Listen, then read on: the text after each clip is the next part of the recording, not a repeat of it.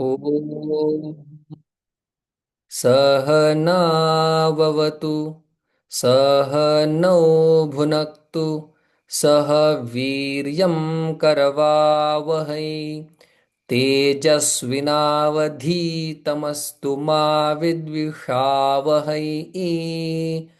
ॐ शान्ति शान्ति शान्तिः। पठामि संस्कृतं नित्यं वदामि संस्कृतं सदा ध्यायामि संस्कृतं सम्यक् वन्दे संस्कृतमातरम्। सरस्वति नमस्तुभ्यं वरदे कामरूपिणि विद्यारम्भं करिष्यामि सिद्धिर्भवतु मे सदा। येन धौता गिरः पुंसां विमलैः शब्दवारिभिः तमश्चाज्ञानजं भिन्नं तस्मै पाणिनये नमः।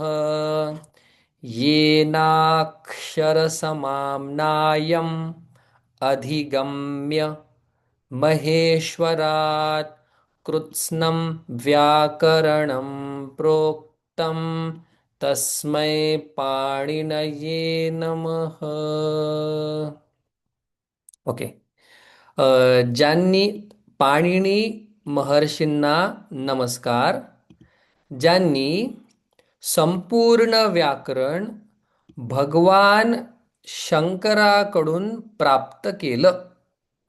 सगळी वर्णमाला सूत्र ज्यांनी भगवान शंकराकडून प्राप्त केली आणि व्याकरण संपूर्ण व्याकरण ज्यांनी त्या सूत्रांवर सांगितलं अशा पाणिनी महर्षींना नमस्कार.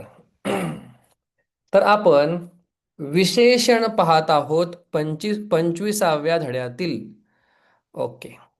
मग त्या विशेषणांमध्ये आज भर पडणार आहे.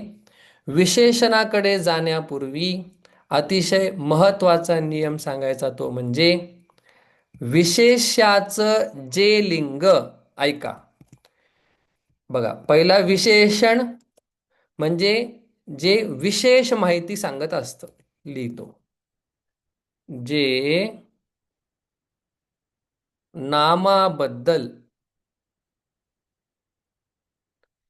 विशेष माहिती सांगतं, विशेष माहिती देतं किंवा देतं त्यास विशेषण असं म्हणतात. म्हणजे काळा घोडा, कृष्ण अश्व. ठीक आहे. मग काय करतो, काळा रंग हा काय करतो, आपल्याला विशेष माहिती सांगतो, म्हणून त्याला म्हणतात विशेषण. विशेष माहिती सांगणाऱ्यास विशेषण. आणि विशेष म्हणजे काय, विशेषण ज्या शब्दाचं वर्णन करतं.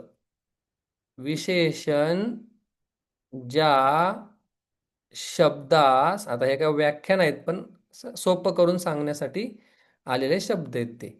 विशेषण ज्या शब्दास वर्णित किंवा विशेषण ज्या शब्दाचं वर्णन करतं. काळा घोडा. मग काळा घोडा कोणाचं वर्णन करतो, काळा हा शब्द कोणाचं वर्णन करतो, घोड्याचा. घोड्याचं. म्हणून इथे वरती लिहितो एक उदाहरण, मग तुम्हाला कळेल. काय, काळा घोडा फेमस उदाहरण आहे संस्कृत मधलं. मग विशेषण काय आहे, काय विशेष माहिती सांगतंय, काळा. आणि काळा रंग कोणाचं वर्णन करतंय, घोडा. बघा, मग आता नियम काय आहे, विशेषण विशेष्य आपल्याला कळालं. बर, याला इंग्लिशमध्ये काय म्हणतात, ॲडजेक्टिव्ह किंवा डिस्क्रायबिंग वर्ड असं असं सुद्धा म्हणतात.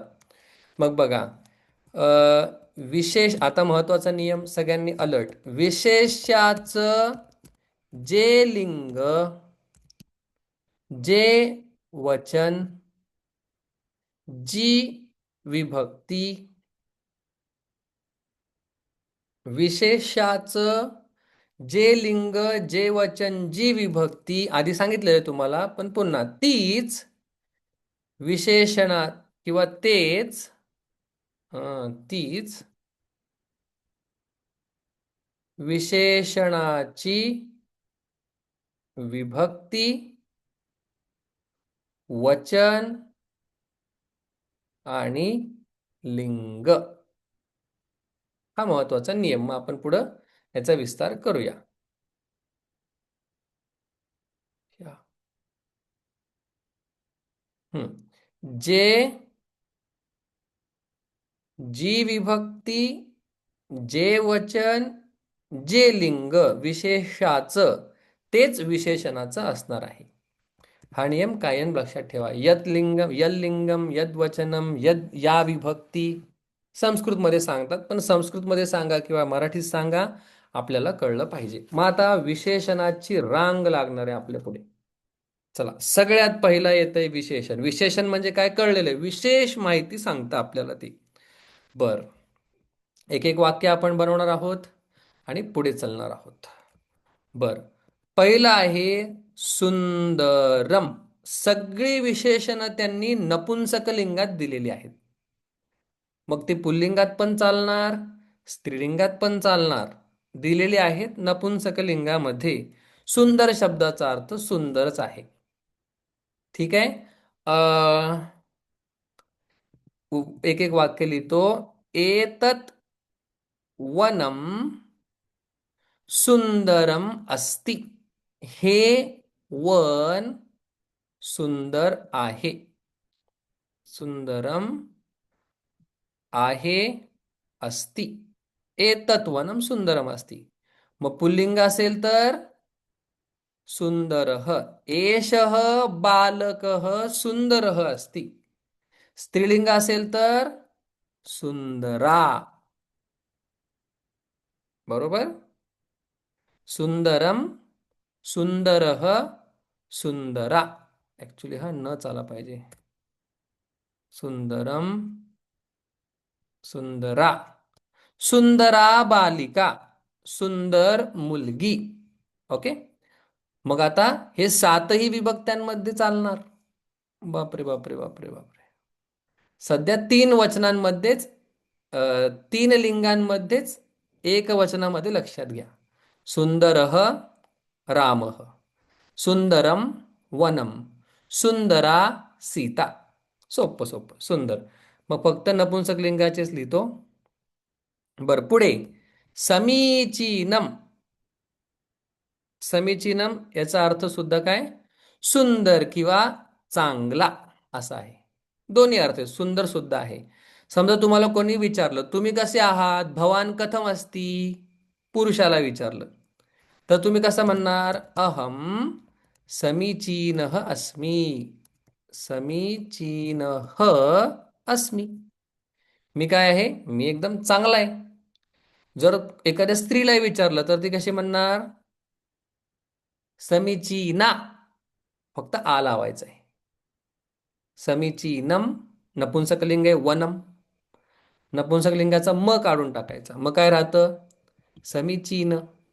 मग पुल्लिंग असेल समीचीन, स्त्रीलिंग असेल समीचीना, नपुंसकलिंग असेल समीचीनम. सोपं आहे. पुढे अहम समीचीनः अस्मि. आय एम, मी खूप चांगला आहे. ओके. पुढे बघा, शोभनम. शोभनम, शोभनमचा अर्थ सुद्धा काय होतो, सुंदरच होतो. बघा, अहम शोभनम वाक्यम वदामी. मी काय करतो, सुंदर वाक्य बोलतो. शोभन चांगलं वाक्य बोलतो. शोभनम सुंदर. मग पुल्लिंगामध्ये कसं होणार, बोला आता जरा बोला. आणि स्त्रीलिंगामध्ये शोभना. शोभना.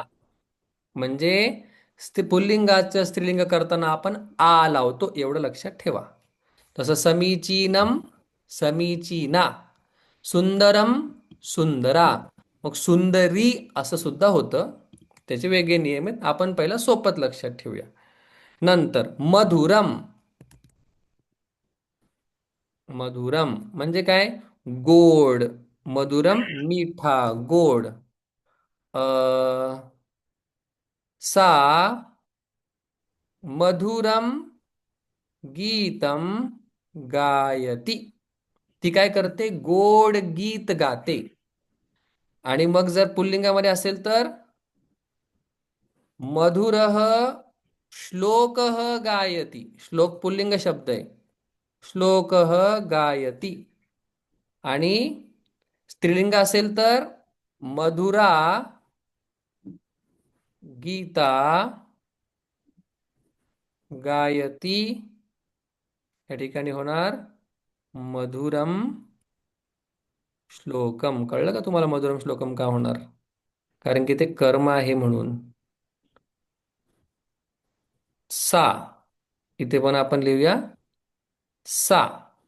बघा, सा मधुरम गीतम गायती आहे नपुंसकलिंग. मधुरम श्लोकम पुल्लिंग आहे पण द्वितीय विभक्ती झालेली. ठीक आहे. अ, किंवा तुम्हाला समजावं म्हणून मधुरः श्लोकः कुत्र अस्ति? मधुर गोड श्लोक कुठे आहे? आहे बघा. मधुरा गीता, गोड गीता तत्र अस्ति. तत्र अस्ति.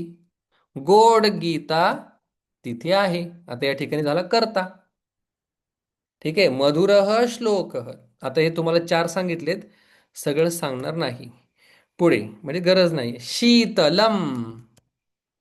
शीतलम म्हणजे थंड.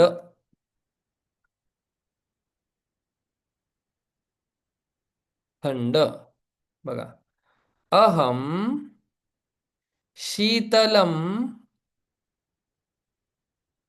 जलम पिबामी. कळलं नाही तर विचारायचंय. अहम शीतलम जलम पिबामी. पुल्लिंगामध्ये शीतलः, स्त्रीलिंगामध्ये शीतला. पुढे उष्णम. उष्णम आपल्याला माहितीच आहे. उष्णम. अहम उष्णम चायम पिबामी. मी काय गरम चहा पितो. आता हे सातही विभक्त्यांमध्ये चालणार आहे. ठीक आहे. पण आपण फक्त एकाच ह्याच्यामध्ये विभक्तीमध्ये बघतोय, ते पण कर्ता अर्थामध्ये. ठीक आहे. कोमलम. कोमलम म्हणजे कोमल. कोमल. कोमल. तस्य हृदयम. त्याचं हृदय. तस्य हृदयम कोमलम अस्ति. त्याचं हृदय काय आहे? त्याचं मन खूप नाजूक आहे. कोमलम तस्य हृदयम, त्याचं हृदय. ठीक आहे. कोमलम पुल्लिंग असेल कोमलह. बघा, लिहितो चला एक, काय माझंही मन राहत नाही. कोमलह हस्तः माम स्पृशती. कोमल हात मला स्पर्श करतो. बालकस्य म्हणूया. बालकस्य कोमलः हस्तः माम स्पृशती. ओके. कोमल. चालेल. पुढे स्त्रीलिंग असेल कोमला. तीक्ष्णम. एक एक वाक्य तुम्ही नंतर बनवा. तीक्ष्णम. तीक्ष्णमचे अर्थ दोन आहेत. एक आहे वेगात, फास्ट. आणि एक आहे तिखट. म्हणजे तिखट म्हणजे खरोखर तिखट नाही. आपण बोलतो ना तिखट लागलं किंवा मिरची झोंबली मराठीमध्ये बोलतात. तर ती काय मिरची नसते झोंबलेली, बोललेलं लागत असतं, तिखट लागतं. त्या दोन अर्थामध्ये, एक म्हणजे वेगात, फास्ट, तेज आणि तिखा. अ, काय उदाहरण सांगू? तीक्ष्णम यांनी काय दिलेले? उ, उ, उ. हम्म. ओके. हा. की तिखट बोलू नको. तीक्ष्णम मा वद. तिखट म्हणजे मनाला लागेल असं. तीक्ष्ण मा वद. आणि दुसरा उपयोग कसा केला ह्यांनी? तेज. ओके. बाण तीक्ष्ण गच्छति. बाण वेगात जातो. ऍक्च्युली इथे हेच ठेवूया आपण, नको एक्स्ट्रा लिहायला. तीक्ष्ण मा वद. कोमलम वद. हार्श किंवा दुखवणारे शब्द नको बोलूस. कोमल नाजूक शब्द बोल. ठीक आहे. सुंदरम समीचीनम शोभनम मधुरम शीतलम तीक्ष्णम इथपर्यंत हे झाले काही सुंदर सुंदर विशेषण, जी विशेष माहिती सांगतात. थोडेसे अजून आहेत. अ, तेवढे पाहिल्यानंतर मग तुम्ही वाक्य बनवा. बघा आता हे काही खूप छान छान शब्द आता आपल्या पुढे येत आहेत, जेणेकरून संस्कृत अजून सुंदर मृदू भाषा बनते. एक सरला प्रेमळ भाषा बनते. बघा आता कशी. स्वकीय. स्वकीय. आता हे स्वकीय सुद्धा काय आहे? विशेषण आहे. स्वतःच. बघा वाक्य लिहितो. अहम स्वकीयम वस्त्रम आनयामी. मी स्वतःच कापड आणतो. पुढे लिहितो. स्वकीय चषक. अयो नो. स्वकीयम पुल्लिंगात आलं पाहिजे ना, जेणेकरून तुम्हाला कळेल. स्वकीय स्वतःच. मग स्वकीय चषक, स्वतःचा ग्लास. स्वकीया लॉंगी. स्वकीया द्रोणी. काही शब्द तुम्हाला लक्षात घ्यावे लागतील. द्रोणी बादली. स्वतःचं वस्त्र, स्वतःची बादली, स्वतःचा ग्लास. वारीला जायची तयारी. स्वकीय. पण हे काय नुसतं लिहिलेत, याला जर आपण कर्म बनवलं तर सगळीकडे काय येणार? म म येणार, कारण की कर्मामध्ये द्वितीय विभक्ती होते. पण इथे मला तसं नाही लिहायचंय. स्वकीय स्वतःच. मग ह्याच्या सुद्धा 7 विभक्त्या होणार. कसं काय? विस्ताराचा विषय आहे, पहिला एवढं आपण समजून घेऊया. शंका असेल हे कसं बोलायचं ते कसं बोलायचं, तर विचारानंतर. परकीय दुसऱ्याच. दुसऱ्याच. ओके. परकीयम. ऐका. परकीयम धनम मा गृह्णातु. घेऊ नकोस. दुसऱ्याच्या पैशांना घेऊ नकोस. परकीयम धनम. ओके. नपुंसकलिंग झालं. पुल्लिंगामध्ये कसं होईल? परकीय पुल्लिंग सांगा एक. दुस परकीय पुत्र. दुसऱ्याचा मुलगा अं, माम वदती. दुसऱ्याचा मुलगा मला बोलतो. Normal conversation. आणि स्त्रीलिंग समजतंय ना काय चाललंय? परकीया बालिका गृहम आगच्छती. दुसऱ्याची मुलगी किंवा दुसऱ्याची मुलगी गृहम आगच्छती, घरी येते. सोपं आहे. स्वकीय स्वतःचं, मग ते पुढं काय त्याच्यानुसार बदल, स्वतःचा, स्वतःची, स्वतःचे असं होऊ शकतं. परकीय दुसऱ्याचा, दुसऱ्याचे, दुसऱ्याची. असं परकीया बालिका दुसऱ्याची मुलगी. परकीय पुत्र दुसऱ्याचा पुत्र, म्हणजे पुत्र आहे का बालिका याच्यावरून चा किंवा ची ठरणार आहे. गोड आहे अगदी, हे सगळं वापरायला खूप मस्त आहे. नंतर मदीय, मदीय माझा किंवा माझे किंवा माझी, काही होऊ शकतं ते. माझा आपण लिहूया. मदीय मदीय कलमः, माझा पेन. मदीया मदीयम मदीयम यानम, माझी गाडी. मदीया मापिका, माझी पट्टी. मापिका स्त्रीलिंग शब्द यायला पाहिजे, मला आता तोच आठवला. मदीया नौका किंवा मदीया पुत्री, माझी मुलगी. मदीया पुत्री.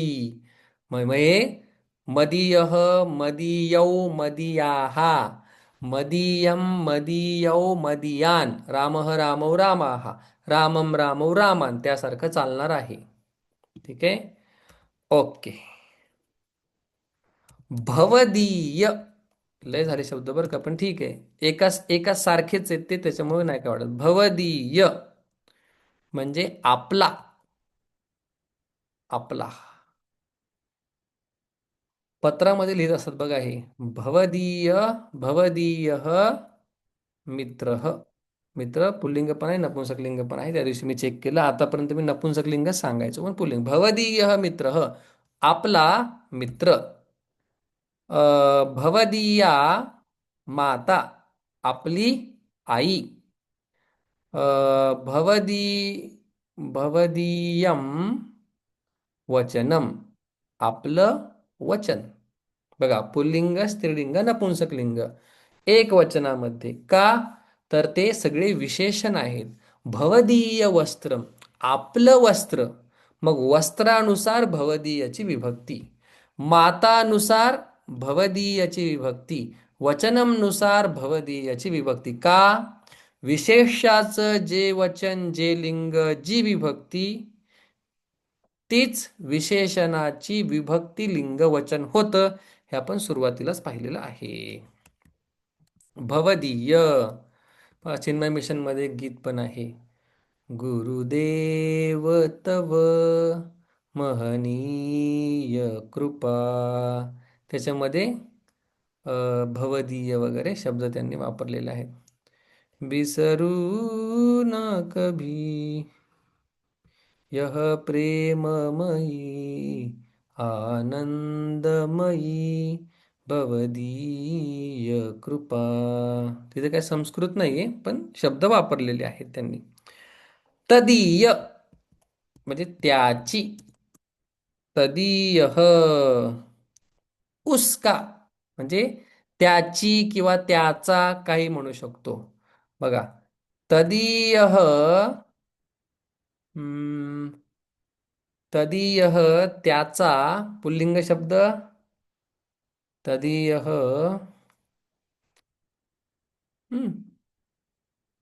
तदीय, बोला बोला, पुल्लिंग शब्द नाही आठवते मला. तदीय संगणक, त्याचा कम्प्युटर. संगण संगणकः अरे संगणकः नपुंसकलिंग तदीयं तदीयम् उपनेत्रम चष्मा उपनेत्रम आणि तदीया गीता त्याची गीता भगवद्गीता तदीया गीता तदीयः त्याचा स्वकीयः स्वतःचा परकीयः दुसऱ्याचा किंवा दुसऱ्याचं मदीय माझा भवदीयः आपला तदीयः त्याचा नंतर काय राहिलं राहिलं माझा माझा मदीय राहिला राहिला सर. मदीय माझा मदीयः मा, मा मदीय झालाय, त्वदीय. झालाय भव त्वदीय त्वदीय राहिला. त्यात हा एक एक सुटलं माझ्याकडून त्वदीय तेरा. त्वदीयः तुझा ओके तुझा अ, त्वदीयः दीपः किंवा दीपकः तुझा अं, दिवा त्वदीयं तैलम तेल तैलम आणि त्वदीया प्रभा वा एकच झाले दीपक तेल प्रभा ओके त्वदीय तर अशा प्रकारे स्वकीय परकीय त्वदीय मदीय भवदीय तदीय हे सगळे काय आहेत विशेषण आहेत ओके तुम्हाला एक एक वाक्य सांगायचंय का याच्याविषयी काय शंका आहे का एक एक विभक्तींमध्ये एकदा दाखवू बघा एकदा पुन्हा रिपीट करूया सुंदरम सुंदर समीचीनम शोभनम मधुरम शीतलम उष्णम कोमलम तीक्ष्णम ओके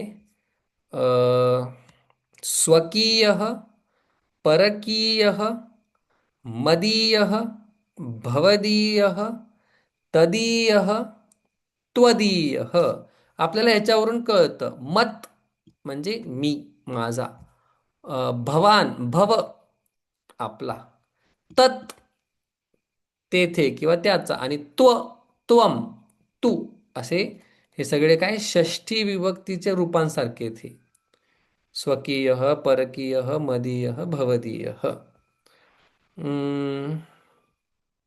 बोला काय करायचं एक एक वाक्य बनवताय किती जवळजवळ ते चार आणि चार आठ आणि सहा 14 काय करताय बोला पटपट सर सांगा हम्म पुढे.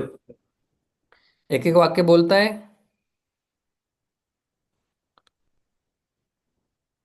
9 चला 2 शब्द अजून शिकूया मग पूर्ण होऊन जाईल 30 मिनिट्स ह्याच्यामध्ये काय समजलेलं नाहीये काय फक्त नवीन शब्द आपल्याला जरा डोक्यात घालायचे प्रयत्न करायचा आहे स्वकीय परकीय मदीय भवदीय तदीय त्वदीय सुंदरम शोभनम ह्यातले अर्धे शब्द आपल्याला माहिती आहेत कोमल तीक्ष्ण मधुर उष्ण शोभनम फक्त समीचीनम शब्द आपल्याला माहिती नव्हता तेवढं आपल्याला लक्षात घ्यायचं आहे बघा उच्चैही 2 शब्द शेवटचे आणि मग तुम्ही वाक्य बनवा जेणेकरून जे शिकलोय ते डोक्यात जाईल जरा उच्चैही म्हणजे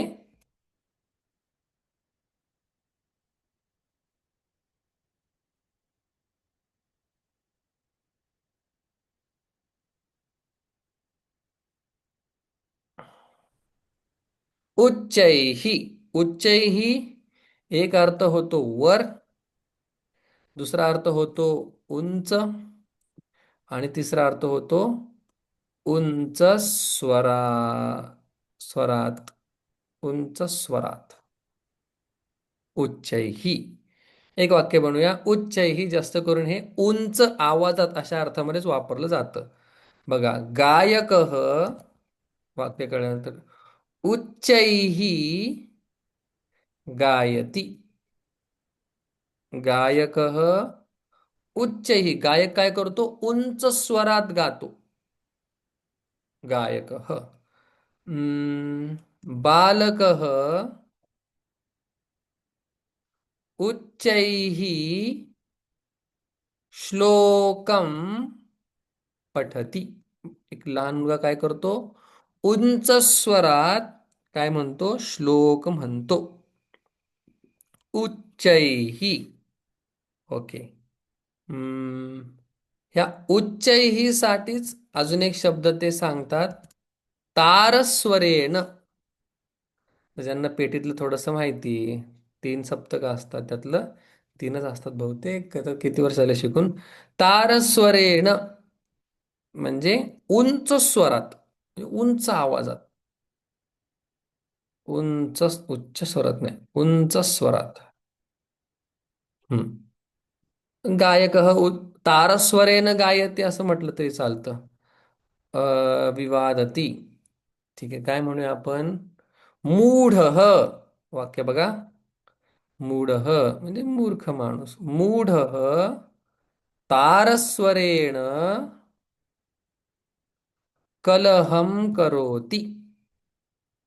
मूर्ख काय करतो? उंच स्वरात भांडतो. कलहम करोती, भांडणे, किंवा कलहती असं पण आहे. कलहम करोती सिंपल रूप वापरूया. आणि शेवटचा आहे नीचैही. नीचैहीचा एक अर्थ आहे नीचे, खाली. दुसरा अर्थ आहे नीचा, हळू स्वरात, हळू आवाजात, हळू स्वरात. हम्म. कन्या नीचैही क्रंदती. मुलगी काय करते? लहान आवाजात, खालच्या स्वरात रडते. नीचैही रडती. क्रंदती. साधकः साधकः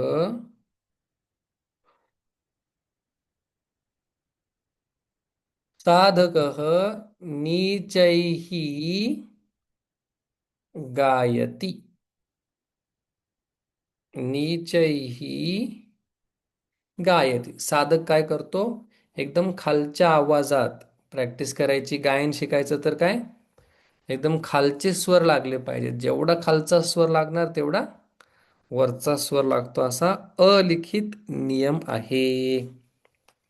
बर. अशा प्रकारे उच्चैही नीचैही दोन झाले. मग हे आपले सगळे आता शब्द झालेले आहेत. आता आपल्याला फक्त एक धातू बघायचा आहे, जो थोडासा अवघड आहे. अ, जेवढं लक्षात राहील तेवढं ठेवायचं आहे. त्या धातूला अल्टरनेट आपल्याला दुसरा धातू आहे म्हणून चिंता नाही. पण शास्त्रामध्ये बऱ्याच वेळा तो आलेला आहे. इवन भगवद्गीतेच्या पहिल्या 1-2 श्लोकामध्ये तो आलेला आहे. बऱ्याच वेळा तो येतो, म्हणून जो शब्द सारखा सारखा येतो तेवढा आपण लक्षात ठेवणार आहे. ठीक आहे, तो धातू. आणि सखा शब्द. आता सखा शब्द आपण वापरत नाही, पण काही ठिकाणी शास्त्रामध्ये येत असतो सखा, म्हणून माहिती पाहिजे. थोडासा वेगळा चालतो तो. आपल्याला अल्टरनेटिव्ह आहे मित्रम किंवा बंधुहू, हा सुद्धा शब्द आहे. त्याच्यामुळे आपण सखाच आलाच पाहिजे या भानगडीत पडत नाही. आला तरी ठीक, नाही आला तरी ठीक. ठीक आहे, कारण की आपल्याला लिहिण्यासाठी, समजण्यासाठी ऑल्टरनेटिव्ह आहेत. ज्या ज्या ठिकाणी तो येईल त्याच वेळी आपल्याला तो लागणार आहे. एकदा बघून ठेवण्यात काहीही हरकत नाही. मग आता आपला आज हा 25वा धडा संपणार आहे. बघूया त्याचं पुढं चिंतन.